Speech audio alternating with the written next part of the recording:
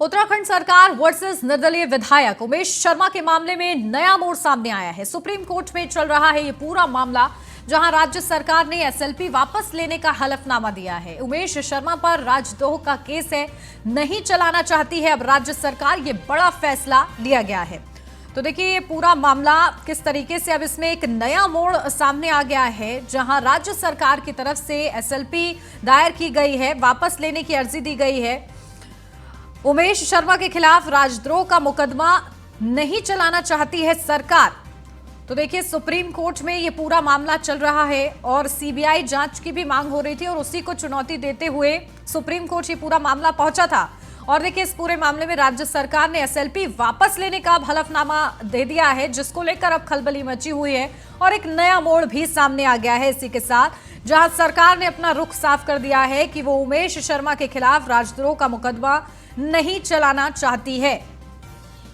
तो देखिए किस तरीके से सरकार गिराने का आरोप लगाकर उमेश शर्मा पर राजद्रोह का केस हुआ था। ये पूरा मामला क्या है आपको बताते हैं। त्रिवेंद्र सिंह रावत के खिलाफ हाईकोर्ट ने सीबीआई जांच के आदेश दिए थे, तो वहीं हाईकोर्ट के आदेश को लेकर त्रिवेंद्र सिंह रावत ने सुप्रीम कोर्ट में चुनौती दी थी। त्रिवेंद्र सिंह रावत के खिलाफ सीबीआई जांच मामले में खुद को अलग करेगी सरकार अब, जहां राज्य सरकार ने सुप्रीम कोर्ट में एसएलपी वापस लेने की अर्जी दी है। और इसी के साथ उमेश शर्मा के खिलाफ राजद्रोह का मुकदमा नहीं चलाना चाहती सरकार। उमेश शर्मा ने त्रिवेंद्र रावत पर पैसे के लेन देन के आरोप लगाए थे। सरकार गिराने का आरोप लगाकर उमेश शर्मा पर राजद्रोह का केस हुआ था। राजद्रोह के केस पर हाईकोर्ट गए थे उमेश शर्मा। हाईकोर्ट ने राजद्रोह का केस खारिज किया था। त्रिवेंद्र सिंह रावत के खिलाफ हाईकोर्ट ने सीबीआई जांच के आदेश दिए थे, तो वहीं हाईकोर्ट के आदेश को त्रिवेंद्र रावत ने सुप्रीम कोर्ट में चुनौती दी थी। बता दें ये पूरा मामला झारखंड प्रभारी रहते त्रिवेंद्र सिंह रावत पर पैसे के लेन देन के आरोप लगे थे, जिसके चलते ये पूरा मामला जो है सुर्खियों में रहा और त्रिवेंद्र सिंह रावत की सरकार गिरी और इसी के चलते राजद्रोह का केस लगाया गया था उमेश शर्मा पर। लेकिन अब इस पूरे मामले में देखिए एक बड़ा मोड़ सामने आ गया है, जहां राज्य सरकार ने सुप्रीम कोर्ट में अब एसएलपी वापस लेने की अर्जी दे दी है। यानी कि कहीं ना कहीं राज्य सरकार ने स्पष्ट कर दिया है कि वो इस मामले में नहीं पड़ना चाहती है और उमेश शर्मा के खिलाफ राजद्रोह का मुकदमा भी नहीं चलाना चाहती है सरकार। तो सीधे सीधे उत्तराखंड सरकार वर्सेस निर्दलीय विधायक उमेश शर्मा के मामले में ये बड़ा मोड़ सामने आ गया है।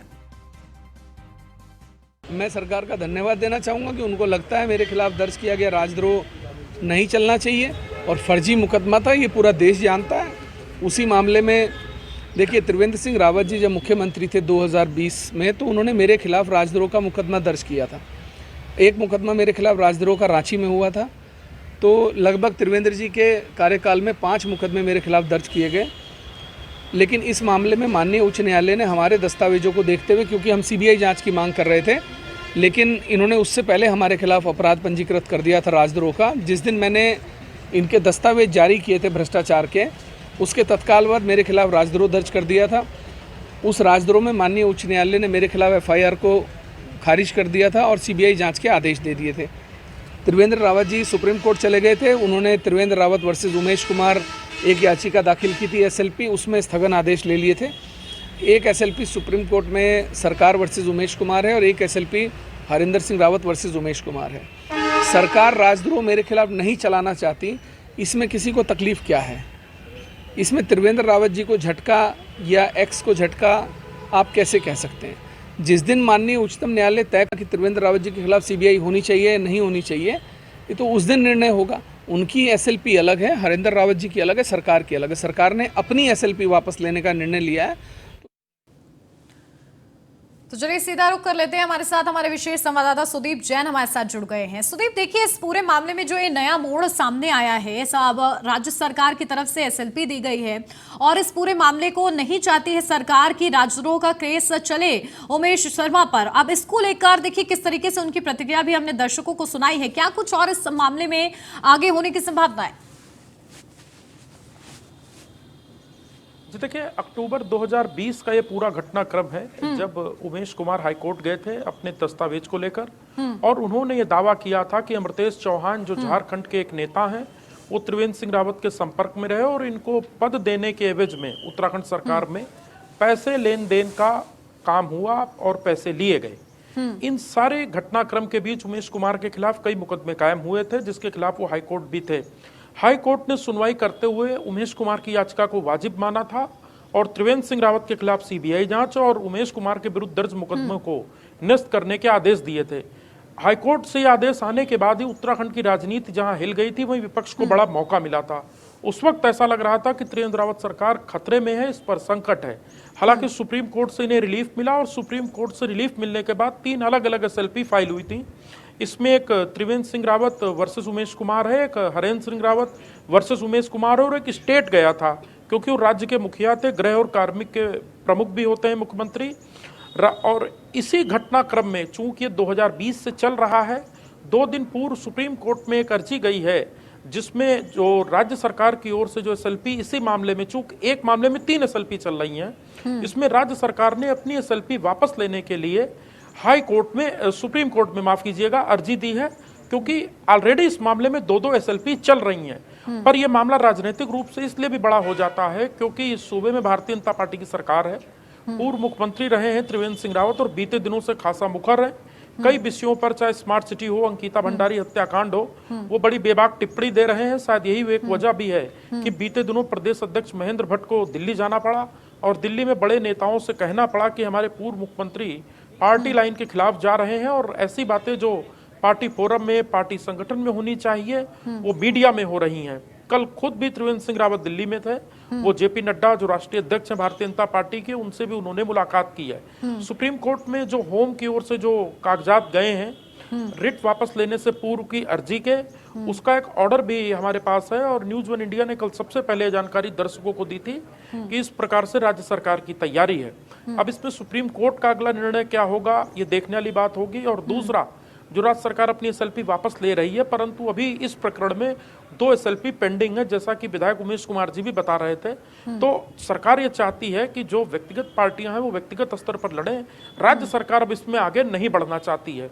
तो एक मॉरल जीत के रूप में इसे विधायक उमेश कुमार की जरूर देखा जाना चाहिए। हालांकि अभी बहुत कुछ सुप्रीम कोर्ट पर निर्भर है, जो कोर्ट का अंतिम निर्णय होगा वही सबको मान्य होगा। बिल्कुल, और कहीं ना कहीं देखिए सुदीप, ये जो पूरा मामला राज्य सरकार वर्सेस निर्दलीय विधायक था, अब कहीं ना कहीं सरकार ने, राज्य सरकार ने अपने हाथ पीछे खींच लिए हैं। तो ये पूरा जो मुकाबला है और ये जो पूरा जो मामला है वो कहीं ना कहीं त्रिवेंद्र सिंह रावत वर्सेस उमेश बन गया है अब ये।